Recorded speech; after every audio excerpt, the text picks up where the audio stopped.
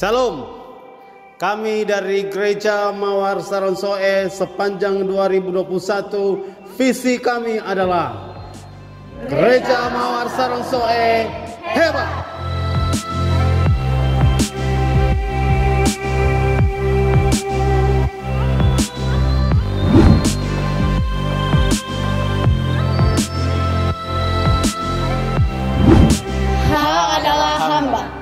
Lukas 7 ayat 10. Kami hanyalah hamba dan kami melakukan apa yang bisa kami lakukan. E adalah energi. Roma 12 ayat 11. Biarlah rohmu menyala-nyala dan layanilah Tuhan. B adalah berharga. Yesaya 43 ayat 4. Oleh karena engkau berharga di mataku dan mulia, Dan Tuhan mengasihi engkau. A adalah aktif. Kolose 3 ayat 23. Apapun juga yang kamu perbuat, Perbuatlah dengan segenap hatimu seperti untuk Tuhan. T adalah terpercaya. Matius 5 ayat 37. Jika ya, hendaklah kamu katakan ya. Jika tidak, hendaklah kamu katakan tidak. Gemas. Hebat, hebat, hebat.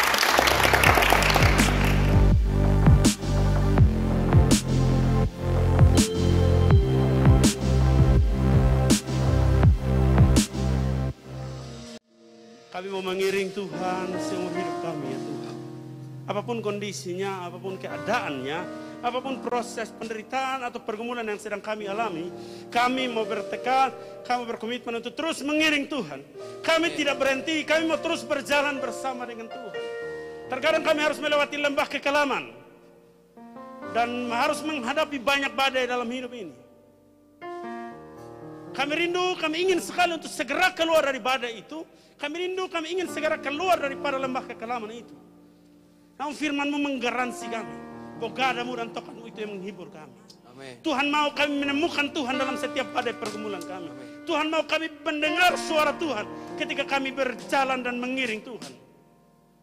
Keadaan mungkin tidak berubah, tapi kami tahu berjalan bersama dengan Tuhan itu merubah kehidupan kami, merubah cara pandang kami, merubah sikap dan respon kami terhadap apa yang sedang terjadi. Terima kasih Bapa di sorga. Terima kasih untuk kesempatan pagi ini kami boleh ada di hadapan Tuhan. Kami mensyukuri bahwa karena kasih karunia-Mu kami ada. Ada begitu banyak orang di sana terbaring karena sakit, karena terpapar virus corona. Namun ketika kami bisa berdiri di hadapan Tuhan, itu hanya karena kasih karunia Tuhan. Buat kami menyadari hal itu Tuhan. Kami tidak perlu takut dengan keadaan, karena kasih karunia-Mu cukup bagi kami Tuhan. Terima kasih Bapa di sorga. Tiba waktunya untuk kami belajar firman Tuhan. Mari tolong kami, urapi kami dengan roh hikmat pengertian dan pewahyuan. Supaya kami boleh mengerti isi hati Tuhan pagi ini. Hamba yang akan menjadi alat Tuhan pagi ini, Tuhan urapi. Segala yang sudah hamba konsepkan, sudah mempersiapkan, Tuhan intervensi di dalamnya. Biar pesan Tuhan yang tersampaikan buat kami pagi ini. Kami mau sama-sama belajar firman-Mu. Kami mau sama-sama bergerak di dalam firman Tuhan. Supaya Tuhan nyatakan bagi gereja ini menjadi gereja yang hebat. Gereja yang memiliki hati hamba. Gereja yang energi, gereja yang bernilai berharga. Gereja yang aktif, antusias. Dan gereja yang hidup dalam integritas terpercaya. Itu boleh terjadi ya Tuhan. Tolong kami semua. Setiap roh jahat dengan tipu muslihatnya mencoba mengganggu kami. Mencuri benih firman Allah dari hidup kami. Kami satu hati, kami tolak setiap pekerjaan dan tipu muslihatnya. Hanya di dalam nama Tuhan Yesus. Kami izinkan biar roh Allah bekerja pagi ini. Memuaskan kami, menegur, mengajar kami, menuntun kami dengan firman Allah. Sebab ketika firman-Mu datang, firman-Mu ada dalam kami, maka kehidupan kami pasti berbuah. Kami pasti berkemenangan. Kami pasti mengalami terobosan dalam hidup ini. Terpuji-pujilah nama-Mu kekal selamanya. Demi nama Yesus Kristus Tuhan, kami siap untuk mendengarkan firman Allah. Haleluya. Amin. Mungkin gennya bisa diturunkan sedikit. Shalom Bapak Ibu Saudara yang dikasihi Tuhan. Terima kasih untuk kesempatan dari Bapak Gembala untuk berbagi kebenaran firman Tuhan pagi ini. Dengung sekali. Yang lain tolong diturunkan ya.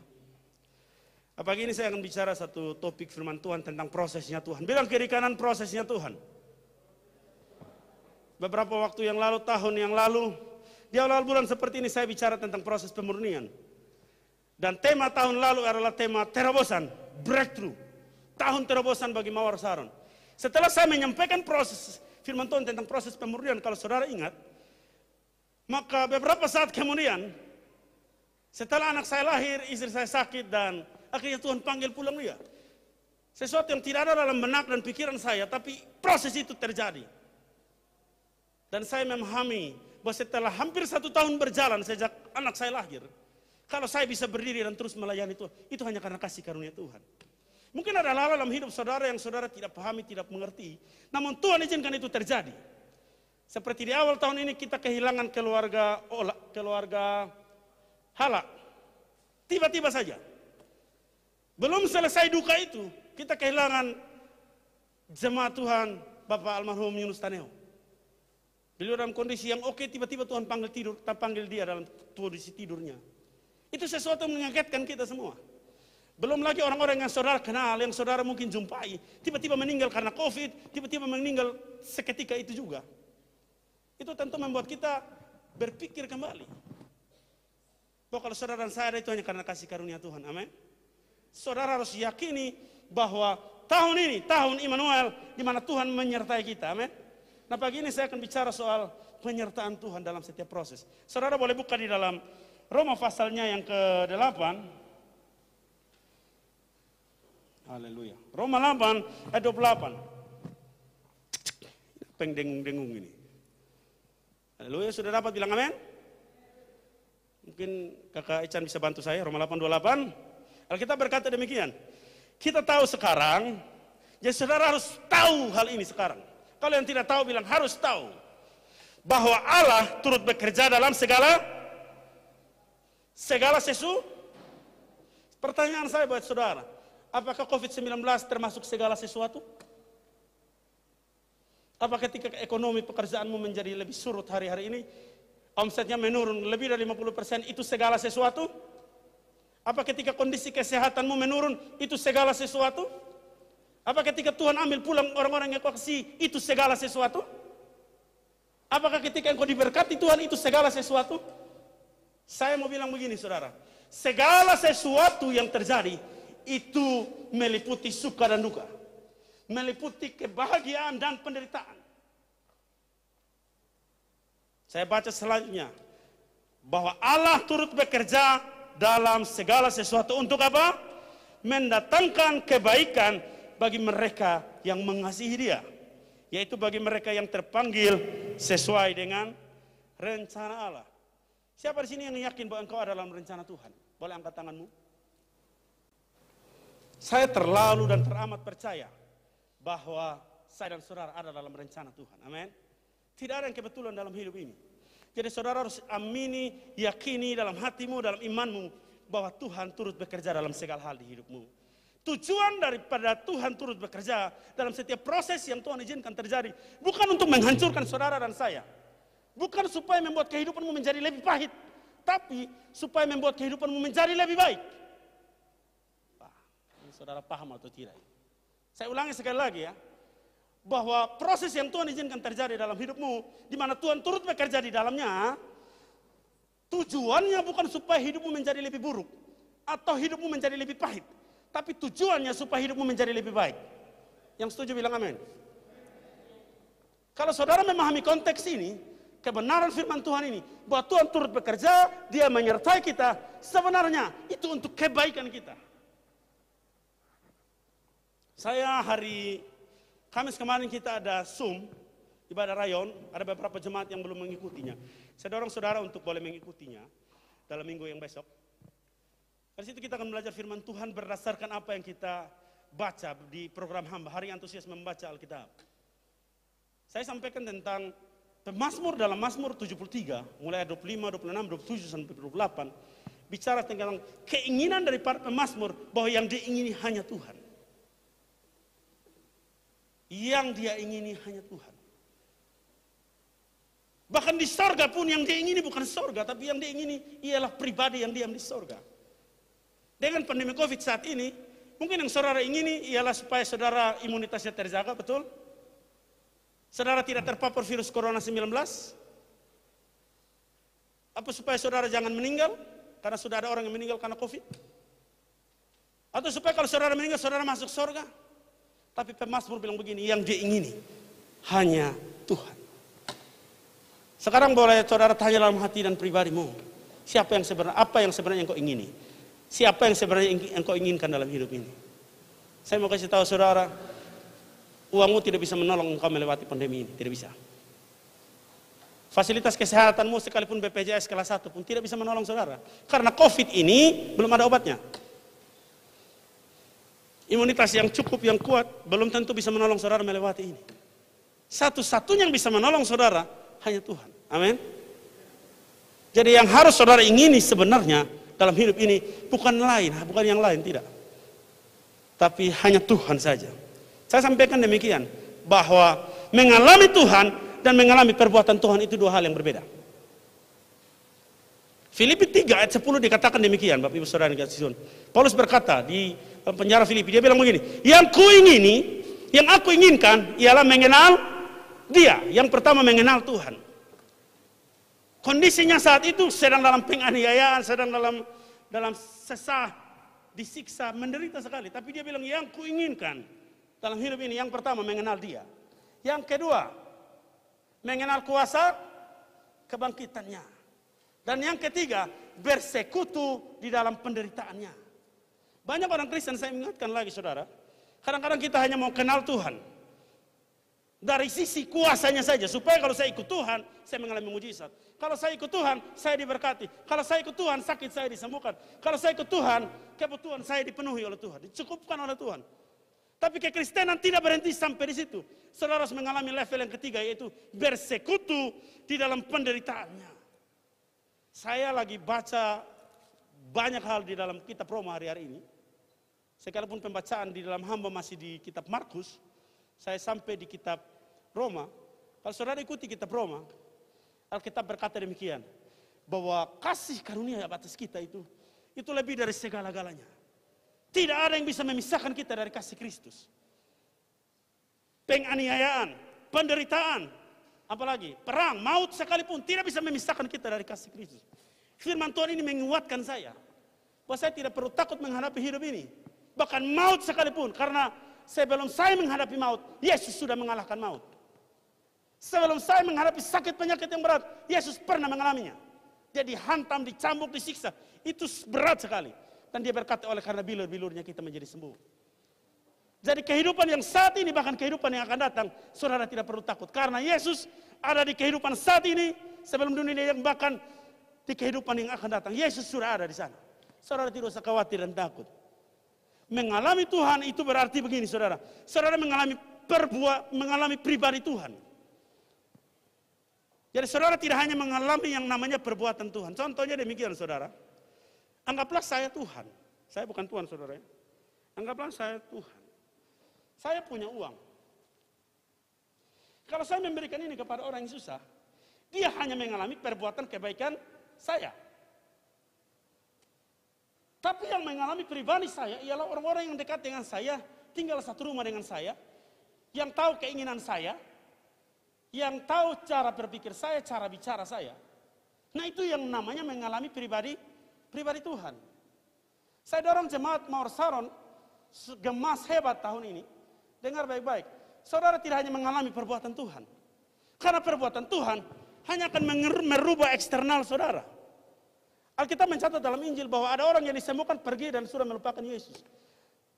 Kita sering terpola demikian. Banyak orang bersaksi bahwa saya mengalami pertolongan Tuhan. Saya mengalami kebaikan Tuhan. Saya mengalami kalau saya sakit saya disembuhkan Tuhan. Saya berkekurangan, Tuhan mencukupkan kebutuhan saya. Maka yang ada dalam pikiran kita selalu, kalau mengalami Tuhan itu harus mengalami mujizat dan sebagainya. Pertanyaannya ketika engkau tidak mengalami pertolongan Tuhan, masihkah engkau mempercayai Tuhan? Kristen yang dewasa dasarnya bukan mujizat. Kristen yang dewasa dasarnya bukan urapan atau kuasa.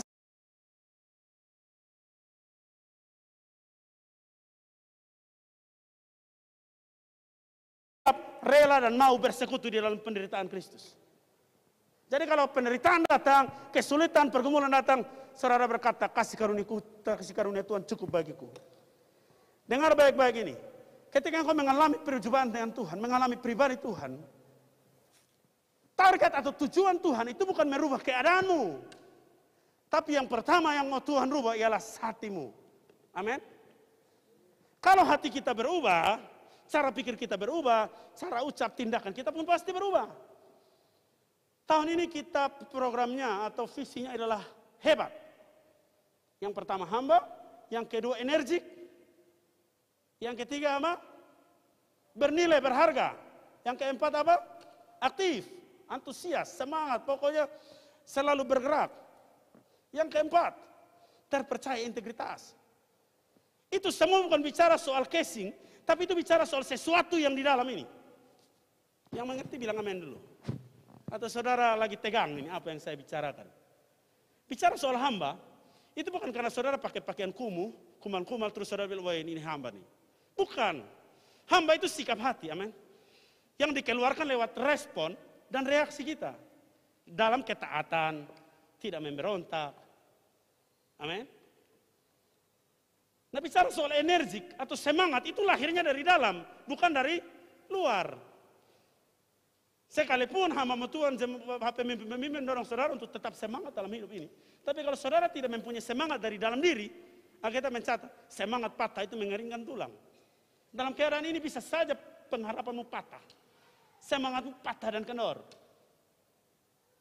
Nah yang harus menolong saudara, selain Tuhan menolong saudara, engkau harus punya semangat dalam hidup ini. Saya membaca tulisannya Dr. Edo ketika dia menghadapi COVID. Yang menolong dia, jelas Tuhan menolong dia, menyembuhkan dia dan istrinya. Tapi ketika dia mendengar teriakan dari ruangan sebelah, ada yang meninggal, ada yang kehabisan nafas, ada yang susah untuk bernafas. Dia ingin sekali menolong, tapi dia dalam kondisi yang susah dan berat. Susah bernafas. Dia memutuskan bahwa saya harus sehat, saya harus sembuh, saya harus bersemangat. Maka makanan yang rasanya hambar pun tidak rasa, dia paksa makan. Ketika dia makan, kondisi tubuhnya mulai berangsur-angsur pulih, membaik. Dan saat ini dia sembuh dan kembali membuka praktik. Saudara bayangkan satu-satunya ahli kandungan di TTS. Kalau menghadapi operasi kelahiran yang begitu rumit itu kira-kira harus diperhadapkan dengan dokter siapa? Ya dokter kandungan. Selama beberapa saat dia mengalami isolasi, sulit sekali. Tapi semangat itu akan menolong saudara untuk berjalan terus bersama dengan Tuhan. Jadi target Tuhan bukan hanya sekedar menolong engkau, saudara dan saya, tidak. Tapi merubah hatimu. Supaya cara pikir, cara pandang kita berubah. Amin. Selaras dengan kehendak Tuhan. Saudara yang punya HP boleh angkat. Saya dan Bapak Gembala yang punya HP. Dia Mama Gembala. Ya, 2, 3. Bapak saya malu-malu, saya punya HP center. Tidak apa-apa. Itu juga termasuk HP. Dengar ini baik-baik. Kalau saudara punya HP, kalau saudara ikuti baik-baik, sekian waktu, mungkin 1-2 bulan, selalu ada yang namanya upgrade. Betul atau tidak? Atau update. Tujuan daripada update, aplikasi yang ada dalam sini, selalu minta update, betul ya? Peningkatan. Upgrade itu peningkatan, update itu menyesuaikan diri dengan kondisi terkini. Saya berharap saudara, pengalamanmu bersama dengan Tuhan, jangan hanya 10 tahun yang lalu, 1 tahun yang lalu, atau 1 minggu yang lalu.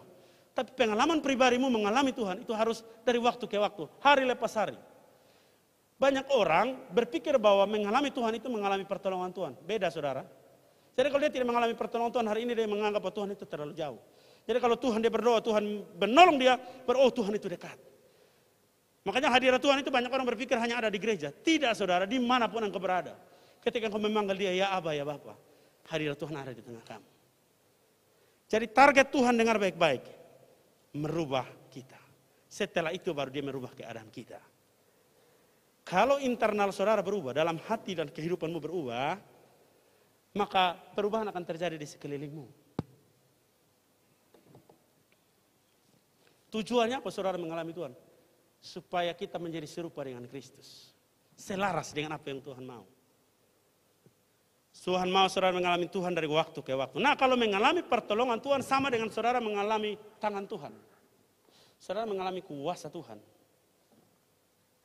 Itu tidak cukup bagi kekristenan hari ini. Tidak cukup. Kalau saudara baca dalam Markus, kita menuliskan begini. Yesus berkata begini. Kalau tanganmu itu membuat engkau berdosa, lebih baik potong daripada masuk neraka bulat-bulat. Kalau matamu membuat engkau berdosa, lebih baik cungkil. Kalau kakimu membuat engkau berdosa, lebih baik potong daripada masuk neraka utuh. Artinya begini saudara, untuk apa saudara mengalami pertolongan mujizat Tuhan dalam hidup ini, tapi endingnya saudara binasa. Saya ulangi sekali lagi. Untuk apa saudara mengalami perbuatan Tuhan, pertolongan dan tangan Tuhan, mujizat Tuhan, tapi ujung-ujungnya Tuhan berkata, "Enyahlah engkau, aku tidak kenal kamu, pembuat kejahatan." Haleluya. Tujuan utama dari proses Tuhan supaya kita mengalami Tuhan. Amin. Bilang kiri kanan, mengalami Tuhan bro. Mengalami Tuhan sister. Saudara harus mengalami Tuhan secara langsung. Kondisi hari ini harus membuka mata kita. Kalau selama ini yang suka titip-titip doa, saatnya saudara berdoa sendiri. Saudara tidak bisa lagi hanya titip doa. Mama tolong titip doa. Mama ketua rayon, bapak ketua titip doa ini, titip doa ini. Tidak bisa. Saudara harus cari Tuhan sendiri. Harus mengalami Tuhan sendiri. Saudara, saya mau ingatkan, saudara pernah baca kisah Ayub. Dalam Ayub pasalnya ke-42 ayat yang ke-5, Ayub berkata demikian. Hanya dari kata orang saja aku mendengar tentang Tuhan. Tetapi sekarang mataku sendiri apa? Memandang Tuhan. Jadi kalau selama ini Tuhan itu hanya sebatas pengetahuan atau pendengaran saudara. Stop sudah. Saudara harus membuka mata bahwa proses yang terjadi hari-hari ini, kesulitan pandemi pergumulan yang ada ini, harusnya membuat kita memandang Tuhan secara langsung. Jangan melihat Tuhan melalui perspektif orang lain. Sehingga kita berkata seperti Daud berkata, kecaplah dan lihatlah. Bukan kecap ABC dan kecap Bango. Tapi kecap itu artinya saudara merasakan sendiri. Nikmatnya ikut Tuhan itu seperti apa? Mau sulit senangnya ikut Tuhan itu seperti apa? Itu akan membuat engkau bertahan di dalam kehidupan ini. Jadi di tengah proses Tuhan, dengar baik-baik. Di tengah proses yang saudara alami yang begitu sulit, Tuhan selalu hadir, amin. Karena kita tahu sekarang bahwa Allah turut bekerja. Dia selalu hadir dalam pergumulan kita. Dia selalu hadir dalam penderitaan, kesulitan kita. Supaya apa? Menjadikan kita lebih baik. Bilang kiri kanan, lebih baik. Bukan semakin terdepan. Saudara tidak perlu semakin terdepan seperti Honda atau Yamaha. Yamaha ya. Tapi kualitasmu semakin lebih baik. Supaya saudara menjadi Kristen, jangan biasa-biasa saja. Dari tahun ke tahun begitu saja. Tidak ada perubahan yang signifikan. Saya tidak bicara soal perubahan eksternal saudara.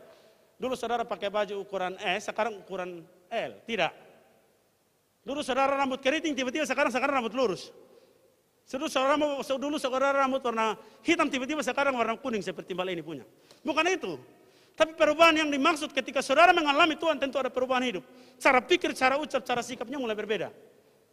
Tidak ada yang sempurna. Yang cerewet tentu akan tetap cerewet. Tapi cerewet yang baik. Jadi cerewet itu bukan dosa. Bilang kiri kanan, cerewet tidak dosa. Begitu pula pendiam juga tidak dosa. Saudara tahu Simon Petrus? Itu orang cerewet itu. Tapi Tuhan pakai dia pun cerewet itu. Supaya satu kali berkhotbah, 3.000 orang bertobat. Nah kalau saudara yang suka cerewet di pasar sana, itu bagus juga. Tuhan pakai cerewet saudara. Supaya orang lain mengenal Kristus Yesus. Haleluya. Jadi Ayub bilang begini. Setiap proses yang sulit Ayub lewati itu, kira-kira Ayub salah apa kalau dia harus melewati proses yang berat? Tidak salah apa-apa. Tapi Tuhan mau supaya dia melihat bahwa ada Tuhan di tengah proses itu, dan ujung-ujungnya dia memandang Tuhan secara langsung, mengalami pribadi Tuhan. Saudara ingat kisah Yusuf? Dia dijual oleh saudara-saudaranya, dianiaya, masuk ke rumah Potifar, difitnah lagi, masuk penjara lagi, dilupakan lagi. Tapi tujuan akhirnya dia mengalami Tuhan, penyertaan Tuhan yang luar biasa. Dia memahami semua proses itu Tuhan izinkan, supaya dia mengalami Tuhan lebih dahsyat. Memahami rencana Tuhan secara utuh. Jadi kalau hari ini saya sedang mengalami proses yang berat, prosesnya Tuhan yang Tuhan izinkan terjadi, jangan thinking itu proses. Kalau saudara thinking itu proses yang Tuhan izinkan, saudara thinking sampai mulut berbusa, tidak bisa. Saudara pakai doa puasa juga supaya keluar dari proses, tidak bisa. Karena Tuhan bukan merubah keadaanmu, tapi Tuhan merubah sikap hati kita. Amin. Jadi kan kau mengalami proses, dengar baik-baik, bersyukur. Jangan mengeluh. Jadi kekristenan bukan ditolong Tuhan, tapi mengalami pribadi Tuhan. Apa gunanya engkau ditolong Tuhan, tapi engkau kehilangan Tuhan? Jadi sikap untuk menghadapi proses yang Tuhan izinkan terjadi hanya dua. Yang pertama, bersyukur. Alkitab berkata bahwa ucapkanlah syukur dalam segala, itulah yang Tuhan kehendaki.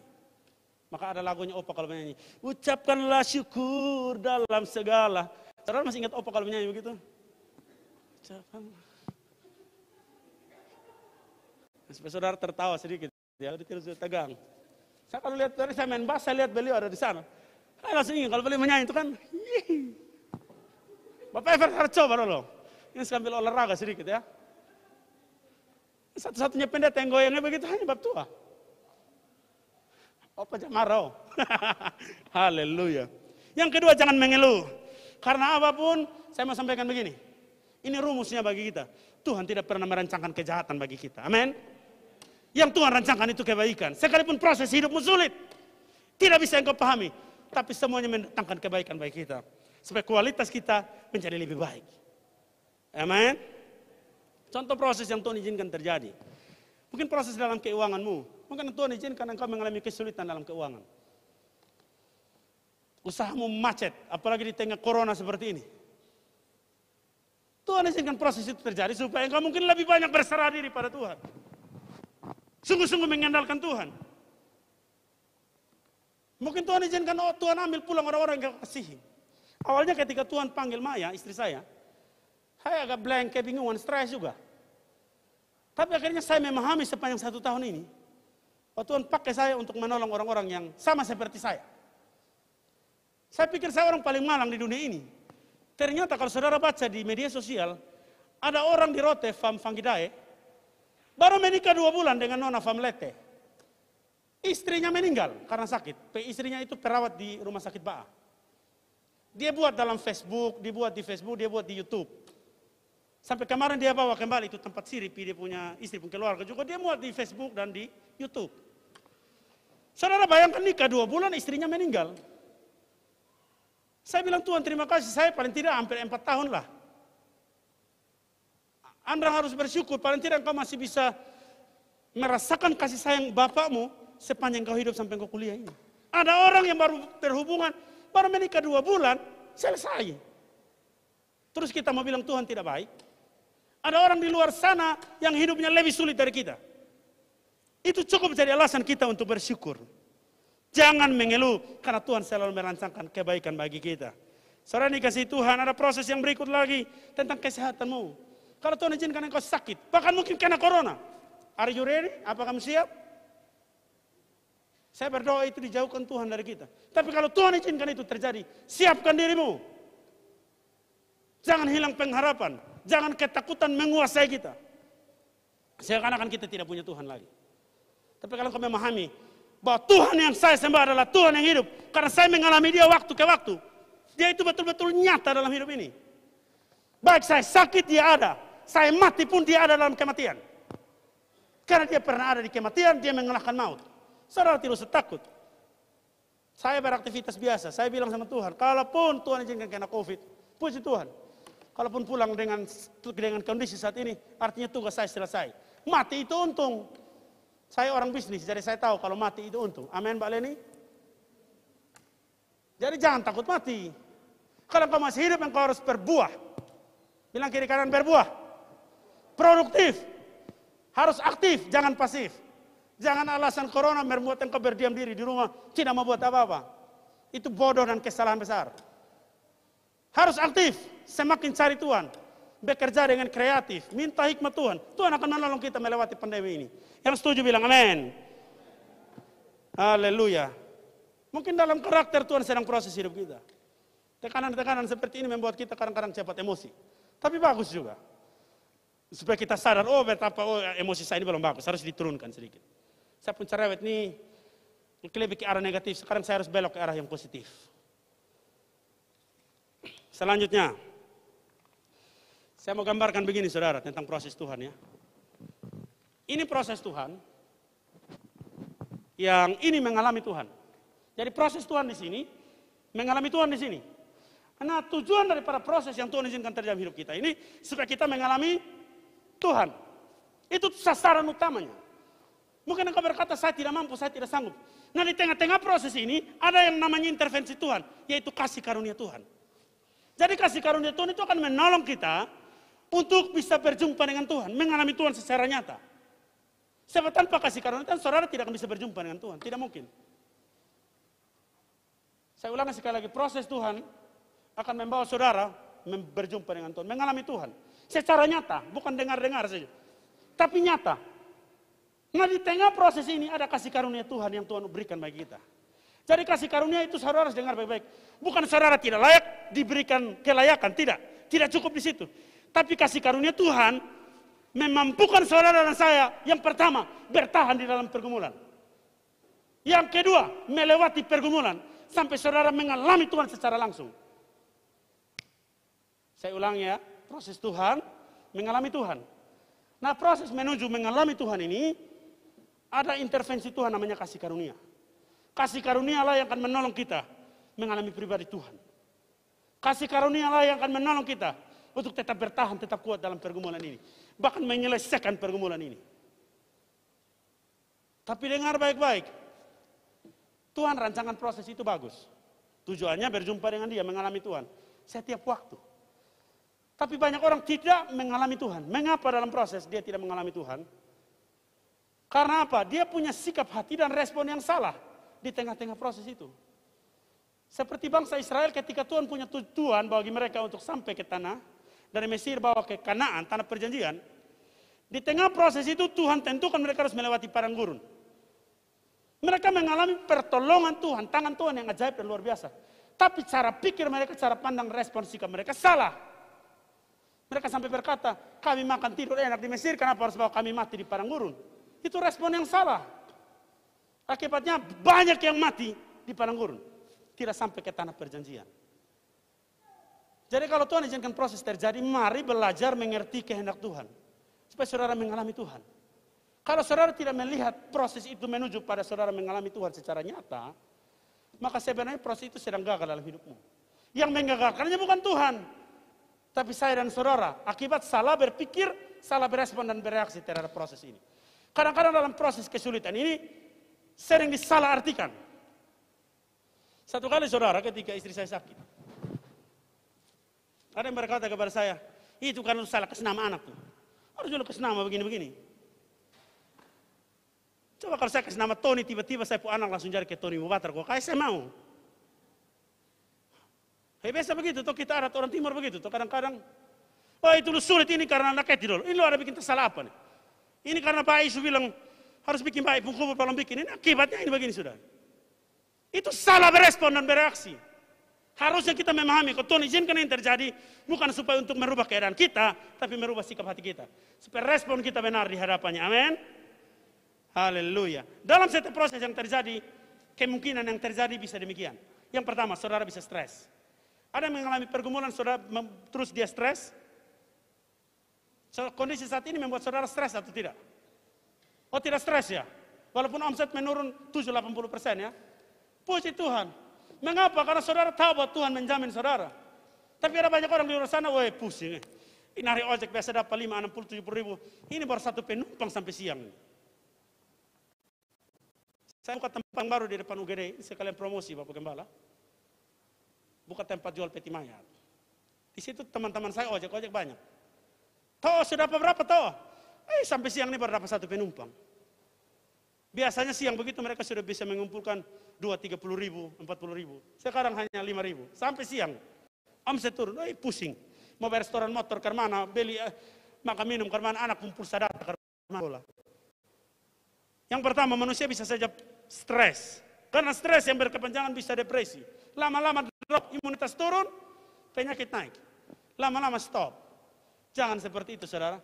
Tapi serahkanlah segala kekhawatiranmu hanya kepada Dia. Yang sanggup melakukan segala sesuatu. Amin. Coba saudara buka dalam 2 Korintus 12 ayat yang ke-10. Kakak Isan bantu saya. 2 Korintus 12 ayat yang ke-10. Paulus bilang ini. 2 Korintus 12 ayatnya yang ke-10.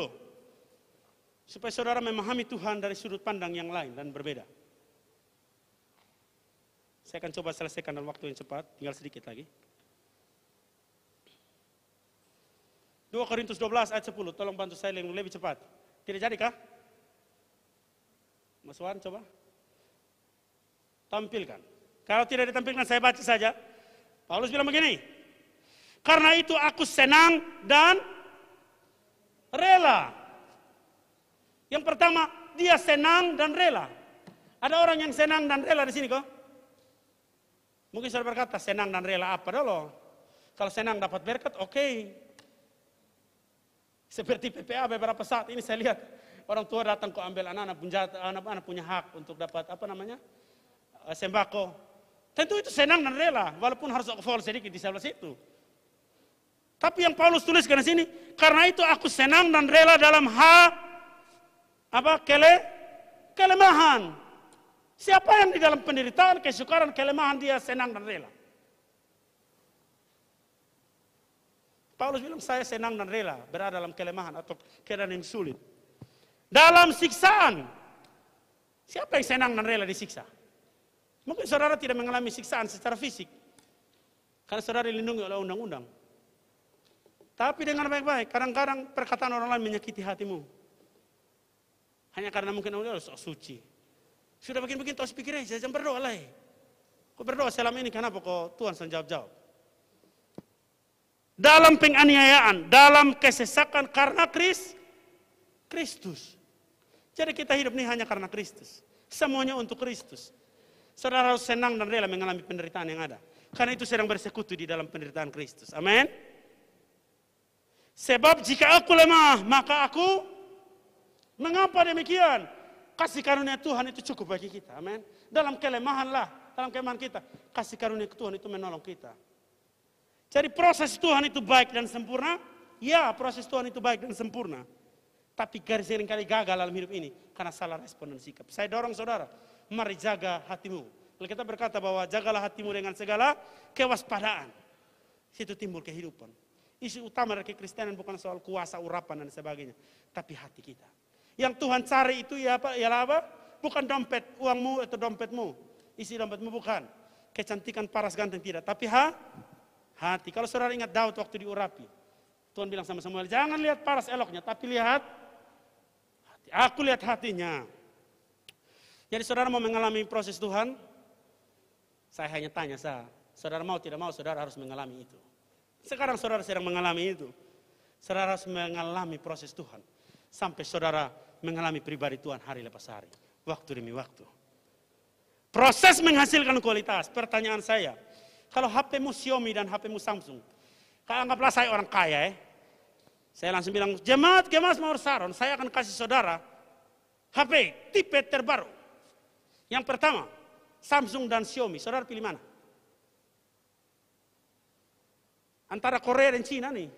Pilih mana coba? Mama Gembala bilang Samsung, ya Korea. Kenapa? Kualitasnya. Tiba-tiba saya berubah pikiran. Saya mau kasih saudara iPhone dan Samsung. Kira-kira saudara pilih mana? Kenapa saudara berubah seketika itu? Halo? Kenapa tiba-tiba saudara berubah? Kenapa? Karena kualitas, betul atau tidak? Kalau saya mau kasih saudara motor Honda, motor pabrikan Jepang dan motor pabrikan Cina, saudara pilih mana? Antara Supra dan Jialing, saudara pilih mana? Oh, tanpa tutup buka mata, pokoknya Honda. Mau Suzuki, orang di Jawa sana, mau Suzuki, Yamaha, Kawasaki pun tetap Honda. Betul ya Mbak Leni? Pokoknya semuanya Honda. Kalau lauk pauk itu, orang Jawa bilang ikan. Saya mau di pelauk daging juga, ikannya apa? Ikannya apa? Jadi kualitas itu tidak bisa dibohongi, amen. Jadi Tuhan proses saudara dan saya supaya kualitas kita jadi meningkat dan jadi lebih baik. Artinya begini, proses yang dilewati itu tidak akan mengkhianati hasilnya. Amin. Haleluya. Ada 3 level kekristenan, dengarin baik-baik. Yang pertama, kalau saudara belajar tabernakel itu ada halaman ya. Ada orang Kristen yang levelnya level halaman. Ya mungkin dia tahu firman, dia tahu ayat. Kalau saudara tanya ayat, dia bisa jelaskan. Tapi dia tidak mengerti, bahkan dia tidak mengalami pribadi Tuhan secara langsung. Dangkal sekali imannya.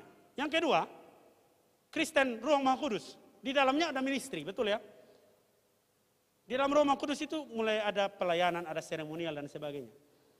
Ada orang-orang, ada jemaat Tuhan yang sudahlah pokoknya beta mau yang enak-enak sah. Tapi ada jemaat Tuhan yang mulai mengalami peningkatan dalam kualitas rohani. Saya mau terlibat, aktif dalam pelayanan. Nilai kita di hebat itu salah satunya aktif, energik. Tapi itu saja tidak cukup. Tuhan mau saudara dan saya masuk lebih dalam, mengalami pribadi Tuhan. Karena ketika Yesus datang, dia bukan hanya mau menyelamatkan saudara, tapi ada satu peristiwa yang dahsyat luar biasa bagi saya, yaitu ketika Yesus mati di kayu salib. Apa yang terjadi? Tirai bait Allah yang memisahkan antara ruang kudus dan ruang maha kudus itu terbelah jadi dua. Terbelahnya bukan dari bawah ke atas, betul ya? Tapi dari atas ke bawah. Apa pengertiannya? Sekat yang membatasi umat Tuhan untuk datang kepada Tuhan secara langsung atas inisiatif sorga, Bapa di sorga, dibuka supaya saudara dan saya langsung masuk menghadap Tuhan. Jadi dimanapun engkau berada, tutup mata berdoa. Orang langsung terkoneksi dengan Bapa di sorga. Jadi Tuhan tidak hanya ada di gereja ini. Satu ketika ada seorang ibu datang ke sini, pinjam kunci gereja, mau naik berdoa di sini. Saya bilang sama dia, ibu, kenapa ibu berdoa di sini? Di sini ada hadirat Tuhan. Benar, saya tidak sanksi itu. Tapi saya bilang, kok di ibu rumah tidak ada hadirat Tuhan kok? Cara pikir harus berubah. Dimanapun saudara ada, Tuhan ada, amin. Itu hak istimewa yang Tuhan berikan. Saudara bisa langsung terhubung dengan Tuhan. Mengalami pribadi Tuhan secara langsung. Saudara harus masuk lebih dalam ke ruang maha kudus. Di ruang maha kudus saudara bisa mendengar suara Tuhan. Di ruang maha kudus saudara bisa mengalami hadirat Tuhan yang kuat. Saudara bisa mendapatkan tuntunan Tuhan. Jadi 3 level itu. Yang pertama halaman, yang kedua ruang kudus, ruang maha kudus. Saya dorong saudara, mari kita masuk di ruang maha kudus. Berhubungan dengan Tuhan. Lebih intim lagi. Caranya salah satu. Doa. Pujian penyembahan. Baca firman Tuhan. Supaya hati dan pikiran kita dikuasai firman Tuhan. Bukan ketakutan karena corona. Amin. Selanjutnya. Ada 4 hal yang mau saya bagikan sebagai penutup. Berkaitan dengan proses Tuhan ini. Proses Tuhan bukan pilihan. Tapi keharusan dan kewajiban. Jadi mengalami proses di dalam Tuhan, itu bukan pilihan, saudara mau atau tidak. Tapi itu kewajiban yang harus saudara dan saya ikuti. Lewati, amin. Supaya kualitasmu dan hidupku menjadi lebih baik di dalam Tuhan. 4 hal. Yang pertama, ketika saudara mengalami proses Tuhan, Tuhan mau supaya saudara menyadari betapa besarnya kasih karunia Tuhan bagi kita. Amin. Bukan kau berkata, saya tidak mampu lagi. Ya, kasih karunia Tuhan memampukan kita. Bertahan melewati itu. Saya tidak sanggup lagi. Saya pun bapak saudara, saya pun istri tidak ada lagi. Kasih karunia Tuhan menolong, melewati itu. Saya pun sakit, saya tidak sanggup lagi. Bahkan saudara mungkin menyanyi. Aku tak sanggup lagi menderita semua ini. Ya, kasih karunia Tuhan cukup. Alkitab berkata bahwa cukuplah kasih karuniaku bagimu. Sebab dalam kelemahanlah kuasaku menjadi nyata. Oh, haleluya. Dengar ini baik-baik. Yang pertama, ketika saudara mengalami proses Tuhan, saudara harus menyadari betapa besarnya kasih karunia Tuhan. Saudara ada hanya karena kasih karunia Tuhan. Orang yang menyadari kehadiran dan kasih karunia Tuhan akan senantiasa mencari Tuhan. Akan senantiasa suka bersekutu. Hatinya pasti berubah menjadi hati hamba. Dia pasti energi, rohnya bernyala-nyala. Dia aktif, hidup dalam integritas. Yang kedua, kalau saudara mengalami proses Tuhan, tujuannya supaya hatimu dilembutkan dan juga mudah dibentuk oleh Tuhan. Alkitab berkata demikian dalam Lukas pasal yang pertama 52. Tuhan itu berkuasa meninggikan dan merendahkan orang. Lukas pasal yang ke-14 ayat 11 bilang begini. Kalau engkau tinggi hati, Tuhan rendahkan. Tapi kalau engkau rendah hati, Tuhan tinggi. Proses yang Tuhan izinkan terjadi kadang-kadang supaya sikap hati kita yang tinggi dan sombong ini dipukul Tuhan. Tak. Dihancurkan Tuhan. Kalau masih bandel, Tuhan hantam lagi. Sampai kita sadar, oh saya pun salah di sini. Supaya saya pun hati berubah. Tuhan lembutkan. Kalau yang dulunya kasar, sombong, oh Tuhan tekan. Jadi izinkan Tuhan berproses dalam hidupmu supaya karaktermu diubah Tuhan. Dilembutkan oleh Tuhan. Apa yang dilembutkan? Hati kita. Yang ketiga, supaya saudara dan saya keluar dari zona nyaman. Mungkin selama ini, sebelum corona ini, pandemi ini, saudara nyaman. Saudara tidak berdoa, tidak baca Alkitab pun nyaman sekali. Mau pergi gereja, tidak pergi gereja, nyaman sekali. Terlena mungkin dengan pekerjaan, terlena dengan kesibukan. Sampai Tuhan di nomor 2 kan, nomor 3 kan, nomor 4. Sampai bahkan nomor 46 seperti Rosi. Tapi kondisi yang nyaman itu Tuhan obrak-abrik. Supaya mau tidak mau saudara saya keluar dari zona nyaman untuk mencari Tuhan. Apa yang Tuhan obrak-abrik dalam hidup kita? Segala sesuatu yang menjadi skill dan talenta kita. Saudara tahu ketika Simon Petrus dan rekan-rekan di murid-murid lain itu, saudara tahu, mereka itu rata-rata nelayan, betul ya? Jago di air, jago tangkap ikan, jago menghadapi gelombang, arus, dan sebagainya. Satu kali ketika angin sakal datang, tiba-tiba menghantam perahu, mereka bilang apa? Tuhan, lu mau kau binasa di sini kau? Tuhan mau kasih kau mati di sini kau. Supaya apa? Saudara sadar bahwa saudara harus bergantung sepenuhnya sama Tuhan. Kadang-kadang kita nyaman, oh saya sebagai nelayan hanya dagang perahu. Satu kali Tuhan bilang begini, Petrus, Tuhan lagi jalan air, Petrus bilang, Tuhan kalau itu Tuhan mau jalan, Tuhan, kalau mau datang sudah. Saudara ingat kisah itu? Petrus berjalan di atas air. Itu dia keluar dari dalam perahu, keluar dari kenyamanannya dia. Halo, dengar baik-baik. Kalau zona nyaman ini saudara tidak bisa thinking. Kalau setan saudara thinking, keluar dari ruangan, keluar dari tubuh ini, dia keluar. Tapi kalau zona nyaman, saudara dan saya harus keluar. Dan yang keempat, proses Tuhan terjadi supaya apa? Kita bergantung sepenuhnya hanya kepada Tuhan, tidak kepada yang lain. Keadaan yang terjadi hari ini membuat saudara dan saya harus bergantung lebih kepada Tuhan. Tidak bisa tidak. Uangmu tidak bisa menolong saudara. Kekayaanmu tidak bisa menolong saudara. Kemampuan, pengetahuan tidak bisa menolong saudara. Yang bisa menolong saudara hanya ketika saudara bergantung sepenuhnya sama Tuhan. Alkitab dalam Yeremia 17 ayat 7 bilang begini, diberkatilah orang yang mengandalkan. Saudara ingat kisah seorang janda, minyak seorang janda. Saudara ingat kisah itu? Ketika suaminya mati meninggalkan hutang, dia bukan pergi bangko pinjam uang. Dia bukan datang ke Mbak Leni bilang, Mbak tolong pinjam doi sedikit dulu, kan ada keuntungan dari salon. Tidak. Dia bukan pergi orang kaya minta doi, tidak. Dia datang kepada Elisa. Elisa ada uang? Tidak ada uang. Tapi Elisa membawa janda ini untuk berjumpa dengan Tuhan. Caranya mengalami mujizat Tuhan salah satunya. Supaya dia tidak bergantung kepada nabi Tuhan, dia tidak bergantung kepada orang kaya, tapi dia bergantung hanya kepada Tuhan semata. Coba saudara buka dalam Yesaya pasal 30 ayat 20. Yesaya 30 ayat 20. 2 ayat lagi kita selesai, Yesaya 30 ayat 20. Bisa ditampilkan kok? Atau belum bisa?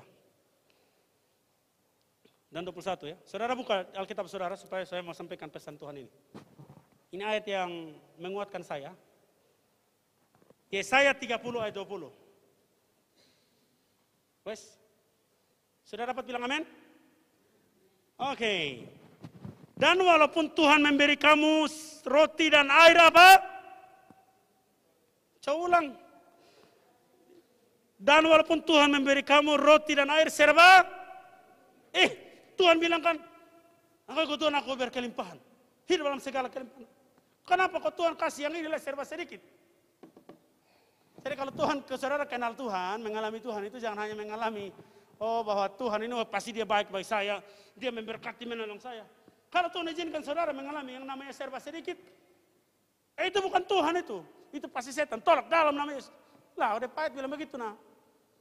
Kalau Tuhan memberikan roti dan air serba sedikit, roti dan air itu apa? Kebutuhan utama kita di bumi ini, betul atau tidak? Tapi serba sedikit yang Tuhan kasih. Tujuannya apa? Namun pengajarmu tidak akan menyembunyikan. Artinya begini saudara.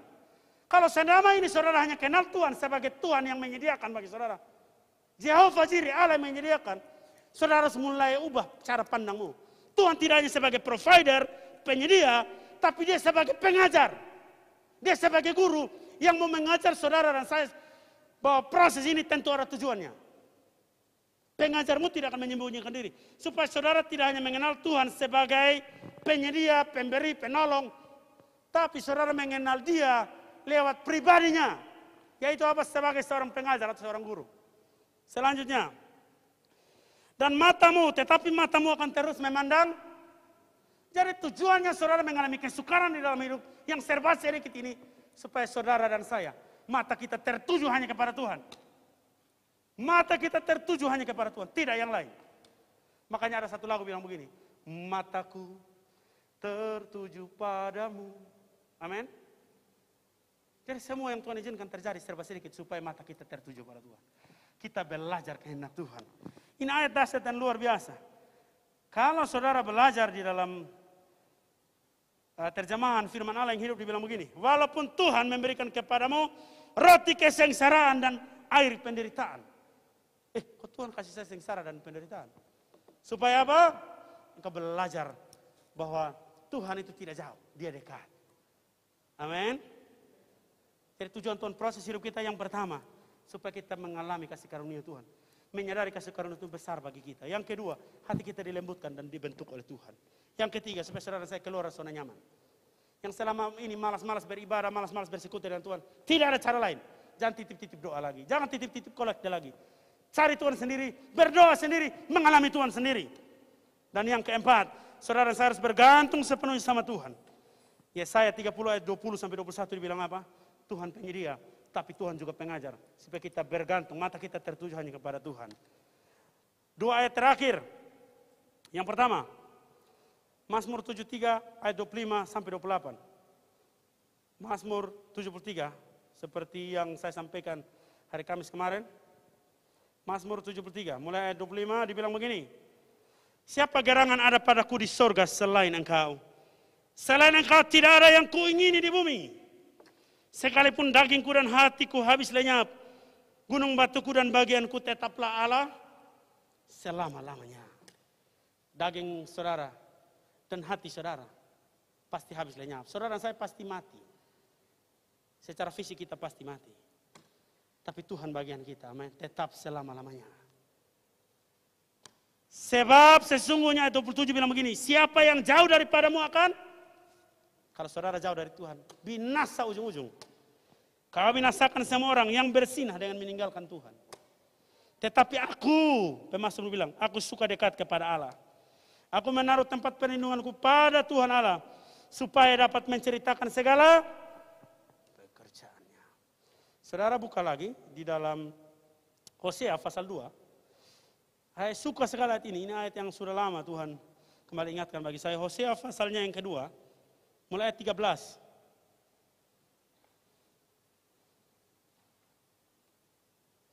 Kalau di Alkitab HP seperti ini, Android seperti ini, di ayat 14. Tapi kayaknya di Alkitab buku saudara, ayat ke-13. Dibilang begini, sebab itu sesungguhnya aku ini huruf apa huruf? Aku ini siapa? Tuhan ya. Oh sudah ada. Ayat 13 mas. Coba 13. Haleluya.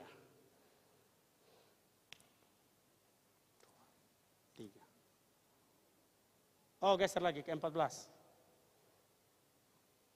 Ke 14. Iya, sebab itu, saudara perhatikan di screen. Sesungguhnya aku Tuhan akan membujuk dia. Memujuk saudara dan saya. Kata bujuk ini sopan sekali, bagus sekali. Bujuk kalau mari sudah. Dan membawa dia ke padang. Jadi Tuhan akan membawa saudara dan saya masuk ke padang gurun. Kondisi yang sangat sulit dan tidak mudah. Tujuannya untuk apa? Berbicara menenangkan. Jadi di dalam pergumulan dan badai kehidupan kita, proses yang Tuhan izinkan terjadi, tujuannya bukan supaya saudara cepat keluar dari lembah kekelaman, keluar dari padang gurun, tapi saudara menemukan Tuhan di dalamnya, mendengarkan suara Tuhan di dalamnya. Kalau saudara menemukan dan mendengarkan Tuhan, hati saudara pasti tenang. Saudara ingat ketika badai terjadi di laut, di angin sakal datang menghantam perahu mereka. Tuhan hanya bilang, diam, tenanglah. Seketika itu diam, tenanglah. Ayat selanjutnya. Lanjut. Aku akan memberikan kepadanya kebun anggurnya dari sana. Ada janji berkat Tuhan yang luar biasa. Kebun anggur itu sesuatu yang menghasilkan luar biasa. Kenikmatannya luar biasa. Tapi di mana menemukan kebun anggur itu? Ya di situ, di padang gurun itu. Dan membuat lembah Akor. Saudara tahu lembah Akor itu apa? Akor itu artinya kematian. Lembah kematian menjadi pintu pengharapan. Artinya begini, dalam keadaan yang sudah sulit sekalipun, mustahil sekalipun, tetap ada pengharapan di dalamnya. Karena dia Allah Immanuel yang menyertai saudara dan saya hari ini, besok, bahkan selama-lamanya. Maka dia akan merelakan dirinya di sana. Kalau orang berjumpa dengan Tuhan di dalam padang gurun, kesulitan, kesesakan sekalipun, mengalami Tuhan secara langsung, maka dia akan merelakan dirinya. Seperti pada masa mudanya, seperti pada waktu dia berangkat keluar dari tanah Mesir. Artinya begini, kalau orang mengalami Tuhan dalam kondisi apapun, mengalami kehadiran Tuhan nyata, maka dia akan merelakan dirinya untuk tetap setia dalam proses Tuhan. Tetap taat, tetap bersemangat, tetap aktif, antusias. Bukan mengeluh tapi bersyukur. Amin. Saya berdoa saudara pagi ini saudara mengalami pencerahan lewat kebenaran firman Tuhan. Saudara mengenal Tuhan dari sisi yang lain. Kadang-kadang Tuhan izinkan kita mengalami roti dan air serba sedikit. Supaya Tuhan mengajarkan kita sesuatu. Bergantung sepenuhnya sama Tuhan. Kadang-kadang padang gurun diizinkan, proses diizinkan. Bukan supaya padang gurun itu berubah jadi mata air. Tidak. Tapi supaya saudara dan saya mendengarkan suara Tuhan. Saudara dan saya menemukan bahwa di dalam keadaan yang sulit sekalipun tetap ada pengharapan. Lembah Akor jadi pengharapan. Amin untuk kebenaran firman Tuhan. Tutup Alkitab saudara.